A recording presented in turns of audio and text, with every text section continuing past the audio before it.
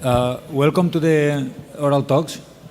The chairman will be Vicky Arcenegui from University of Elche, and myself, Artemis Cerdá from Valencia University.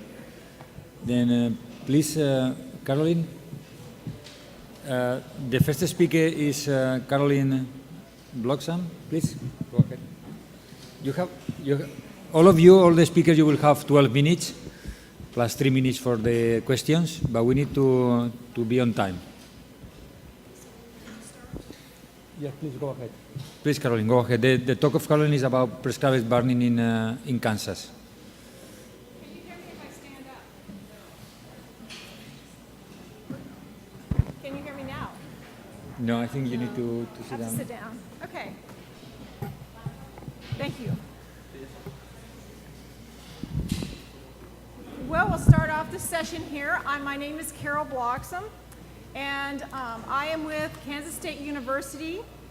I am Extension faculty, and Extension, for those of you in countries that don't have that, is the bridge between the university and the public. And our goal is to transfer the knowledge generated in the science community out into policy and land management decisions. I'm sorry, is that better? Okay. So that we're going to start to talk today a little bit about prescribed fire education. And prescribed fire and wildfire education go side by side in many cases in the United States. They are considered just part of the management of fire, and they're also on their own. They're considered a management technique. So I'll start, the knowledge about conducting a prescribed fire can be lost in one generation. And we've seen this especially on the land with producers. If they get out of the habit of burning and don't train up the next generation has no idea about how to use the equipment, the knowledge about winds and vegetation is all lost. And so it's really important that we provide education for the next generation.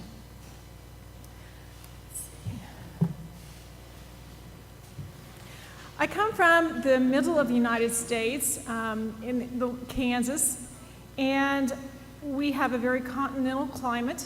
We are in the rain shadow of the Rocky Mountains, so precipitation is greater in the east, further away from the mountains than in the west, which is closer to the mountains. And the vegetation reflects this. So in the picture starting there on the left, that's the shortgrass prairie. And then there's the lower one is the midgrass prairie, and then the tallgrass prairie. And these are all warm season grass prairies. And the tallgrass prairie in particular is extremely highly productive.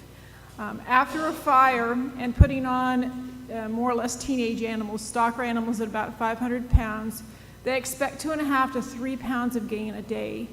And so these are some of the most productive rangelands in the world, but for a brief period of time. That's only 90 days, and then they have to pull them off. So I'm not going to get deeply into the grazing management, but if anybody has questions, I'll be happy to talk to you. Trees in this landscape are generally considered invasive, except if they're in riparian areas. There is about 40% of the state is still native grassland, which means it hasn't ever been plowed. And about 98% of the state is private lands. So the federal government has a very small presence on the landscape as compared to the western states, which may be 50, 60, 70% government owned. Fire is endemic to prairie landscapes in general, and certainly in the Americas. In the book 1491, which is the year before Columbus arrived, the description of the amount of fire that was going on in the landscape is incredible. Basically, there was smoke on the horizon all of the time. So the fire is highly anthropogenetic. There's a paper called "Is Lightning Fire Unnatural?" And that's because at least half the fires, if not more of all the fires for millennia, have been human-caused. So ecosystem management in North America is frequently focused on European arrival. So basically, using the journals of the very first explorers and just seeing what they described as they found as they moved over from the East Coast and up from the South, those are the reference points or the baseline for ecosystem management in much of North America. So rangers and other land managers really see themselves using prescribed fire as a continuation of what was going on before Europeans got here. So they're just continuing what Native Americans were already doing. I'm going to briefly cover some of the training opportunities available in Kansas, and these would be similar for the other Great Plains states.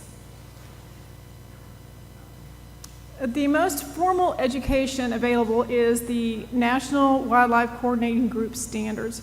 This is the certification for all federal employees that want to do fire. It is the introductory into the fire system. So if you have a job that's going to require you to be doing fire, generally you will need at least a red card certification, which is the entry level point of the system. And that consists of 2 classes, both classroom and on-the-job training.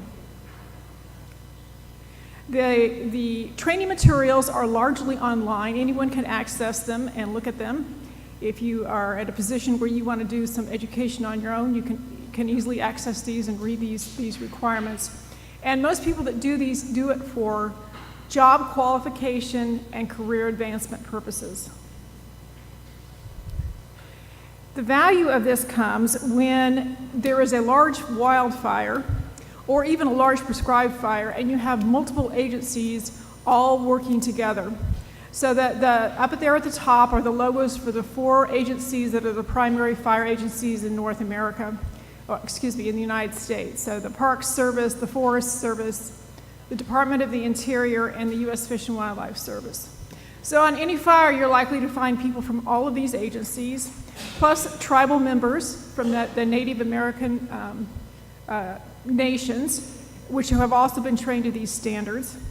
And then you will also pull in foresters from all around the country. In Kansas, because we are such a private land state, the Forest Service does not play as large a role. You can see the little red dots on the map there. Those are the volunteer fire departments, which are the first line of defense for wildfire in a private land state. And they will respond to the fire. If the fire is too large, they will call in the neighboring volunteer fire departments, and so on until this last large wildfire we had last winter, they were calling them in from 200 and 300 miles away to fight the fire. And as you can imagine, in a sparsely populated state, that really strains the fire resources. And at that point, the Kansas Forest Service stepped in, which is the coordinating group for Kansas, and called in the National Guard, which is a branch of the military charged with civil defense. And they came in with helicopters and things and did support work. So that's pretty much how fire plays out in a private land state. There's a limited amount of university coursework available to anyone that wants it. For dedicated coursework, red card training can be obtained at the university by students. They frequently see the red card training as sort of a mandatory certification for if they wish to go into natural resource management, because so many jobs in natural resources require you to do prescribed fire. It's a real advantage when you're looking for a job. Hutchinson Community College, which is a 2-year college, offers a more professional fire curriculum as a 2-year degree, and also additional certifications. The TREXs, or trainings exchanges, are like fire camps. They are a live-in situation where you spend part of your time in the classroom and part of the time doing intensive fire work. I'm not going to get into this very much because this evening Jeremy Bailey is going to do an extensive discussion of TREXs. Burn workshops are something that Extension coordinates. They are held during the winter months. They are targeted for landowners that want to burn on their own land. We are in a private land state with a high importance placed on the ability to do what you want with your own land. And fire is one of the things in rangelands that is considered a good thing in most of the state. So these are requested by various agencies, and we have a coordinating group that comes in and does presentations. What we're seeing here is the PowerPoint presentations, and we also have a demonstration sand table that we use to set up burns and discuss them. And this is If anyone wants a copy of the presentations, I will be happy to send them to you. We have a standardized set that are updated each year, but I can send those to anyone that wants them. The agenda pretty much follows the elements of a burn plan.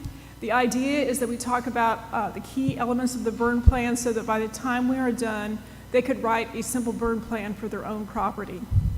There is also a prescribed burning notebook that goes with the class.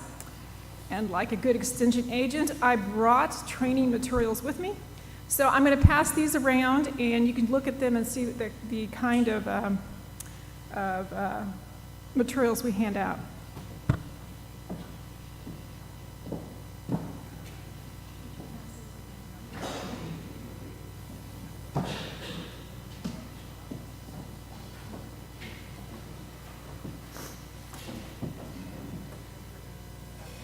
These workshops are actually a joint effort between many agencies. Some of these present at every workshop, like the Natural Resources Conservation Service and the Kansas Department of Wildlife and Parks. And it takes all of us to do these workshops. We put on between 7 and 14 of these each winter. We've educated about 1,800 ranchers since 2008 and about 800 agency staff in these workshops. In addition to the workshops, we occasionally do hands-on training so that people can actually get a drip torch in their hand and understand what it's like to be on a fire line. We also have something called prescribed burn associations, which is often characterized as neighbors helping neighbors, and obviously when I practiced this last night, I was moving faster. So I'm going to go right through this quickly. But these are groups of ranchers that band together to do their own burning. They share equipment, and they are not agency driven. They are driven by the landowners, so they appear where there's a group of landowners. I am also with the Joint Fire Science Program, Fire Science Exchange Network, and the Great Plains Fire Science Exchange. And we have the central part of this. The Fire Science Exchange's goal is to put relevant fire, to have improved fire implementation and policy management by including sound science. The exchanges are a bridge between the research community and the public. And again, we're trying to make get the material, the science material, into the hands of the people in the form that they need it. And so, in addition, we take the research needs, the knowledge gaps, back to the researchers so they know what they need to do. And we have a variety of ways that we do the training. Some of it's online, some of it as webinars. We do publications, field days, art displays, whatever is needed to get the information out in the form that's needed. And so that we have online, we have a large selection of what's going on, what we have available that's printed in videos. And this is a video of using prescribed fire. Do I have time to show this or not? Yes. Yes, okay.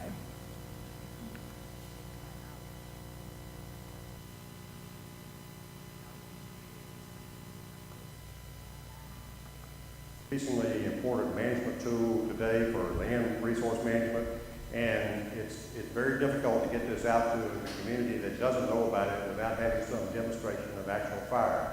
And it can be done very simply, and yet illustrate the principles of how you ignite and control a fire. The advantage of a small-scale burn like this is that you can do it almost anywhere. And right now, this one is illustrated by a driveway, a road that's on a ranch, and it has good bare ground all around it, so there's no danger of fire escaping here. The real purpose of doing a demonstration like this is to get more people so that they are comfortable with the fact that we can have fires that are good for the environment and can be handled safely. The more you understand about fire behavior, the more you understand about the physics and the chemistry that goes behind fire, the better able you are to actually manage them properly, and then people are more comfortable. Okay.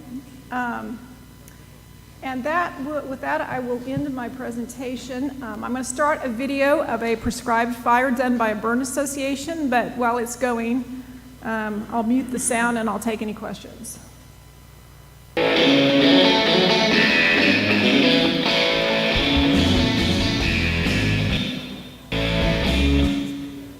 Okay. Yeah, it was done by a young member of the burn association. Okay. So that's it. Do I have any questions? Okay.